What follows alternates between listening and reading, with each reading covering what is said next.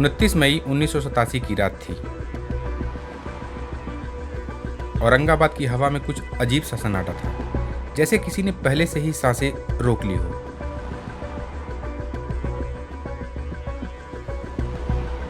जहां पश्चिम मुखी सूर्य मंदिर खड़ा है, वहीं के खेतों के बीच से एक अनदेखी भीड़ चुपके से बढ़ रही थी। हाथों में हथियार थे, पर सबसे खतरनाक था उनका आत्मविश्वास।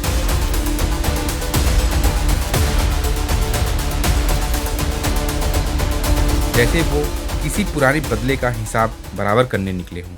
भीड़ लगभग 500 के आसपास थी। थोड़ी देर ठहर कर उन्होंने अपने आप में बढ़कर दो ओर मोड़ लिया, एक बघेरा की तरफ और दूसरी लेचक की ओर। दोनों गांव 1 किलोमीटर की दूरी पर थे कि किसी ने खिड़की के बाहर भीड़ देख ली। बघेरा के गया सिंह अपने पक्के घर की चौखट पर खड़े हुए थे। तभी नीचे शोरगुल बढ़ा। दरवाजा खोला तो सैकड़ों चेहरे और हथियार झलक उठे। भीड़ ने दरवाजा तोड़ दिया। जो कुछ हुआ उसे शब्दों में समेटना कठिन था। डर, चीखें, भागती परछाइयां और रात में फैलता अंधेरा। कुछ भागे, कुछ पकड़े गए। किसी ने जब बचने की कोशिश की तो उन पर गोलियां चला दी गईं। किसी ने मदद के लिए आवाज उठाई तो वो आवाज भी दबा दी गई। घरों में दहशत फैल गई। लोग छिपे। हर तरफ खून से ज्यादा गहरा घाव होता रहा। दलेचक में कमला कुंवर कुछ घंटे पहले ही ससुराल से लौटी थी। घर पर खुशियों की तैयारी चल रही थी कि अचानक कुत्ते भौंकने लगे और बाहर से कदमों की आहट आई। बहनें भागी, पर भीड़ ने गांव में टूट फूट मचा दी। खेतों में लोग छिपते रहे, छतों से कूदते रहे और कहीं न कहीं आग की लपटें उठने लगी। हमलावरों की नीयत कठोर थी। वे सिर्फ नुकसान नहीं करना चाहते थे, वे किसी पुराने आरोप और अपमान का बदला लेना चाहते थे। उनका तरीका क्रूर था, पर सबसे बड़ी क्रूरता थी डर पैदा करना। गांव के लोगों को सड़क पर खड़ा कर देना, घरों को जला देना, ताकि जो बच भी जाए उसके होठों पर कभी सच न खुल सके। रात गहराती गई। बरगद के पेड़ के पास सन्नाटा और भी ज्यादा भारी हो गया था।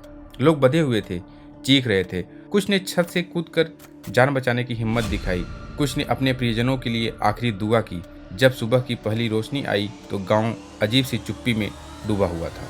जीवित बचे लोग एक दूसरे की आंखों में वही भय देखते थे जो रात भर उनके साथ हुआ था।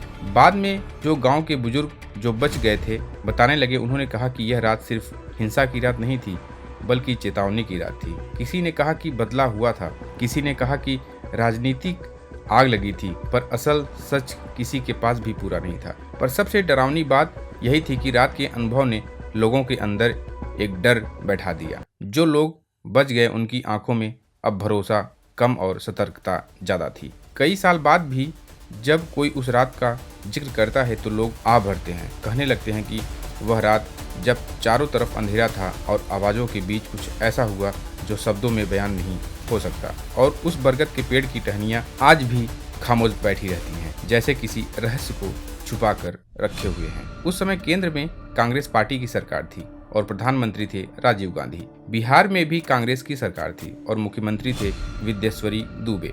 इस नरसंहार के बाद विपक्षी दलों और जनता में भारी आक्रोश फैल गया। लोग कांग्रेस सरकार से नाराज हो गए। राज्य में कानून व्यवस्था पर सवाल उठाने लगे। उस समय बिहार के मुख्यमंत्री थे विद्येश्वरी दुबे। उन्होंने वहां मृतकों के परिवार से मुलाकात की और प्रभावित घरों का दौरा किया। अंग्रेजी अखबार हिंदुस्तान टाइम्स के मुताबिक एक बुजुर्ग प्रधानमंत्री को देखकर बिलखने लगा। उसकी गोद में 2 छोटे छोटे बच्चे थे। कहने लगा, साहब ये दोनों मेरे पोता पोती हैं। इनके माँ बाप को मार डाला है। परिवार में बस यही बचे हैं। मैं अकेला इनकी देखभाल कैसे करूंगा? यह देखकर मुख्यमंत्री भी रोने लगे। इस दौरान मीडिया ने भी पूरे नरसंहार का कवरेज किया, जिससे जनता का गुस्सा और बढ़ गया। विरोध और दबाव के कारण 13 फरवरी 1988 को विद्येश्वरी दुबे ने इस्तीफा दे दिया। इसके बाद भागवत झा, आजाद और फिर सत्येंद्र नारायण सिंह मुख्यमंत्री बने। लेकिन लगातार सियासी स्थिरता और जनता की नाराजगी के कारण कांग्रेस कमजोर होती चली गई।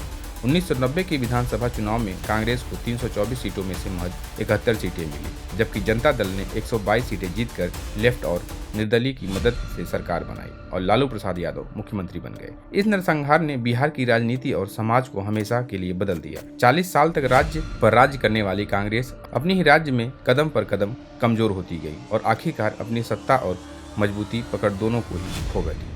तो दोस्तों, कैसी लगी आप लोगों को जानकारी? अगर अच्छी लगी हो तो चैनल को लाइक सब्सक्राइब जरूर कीजिए। जय हिंद, जय भारत।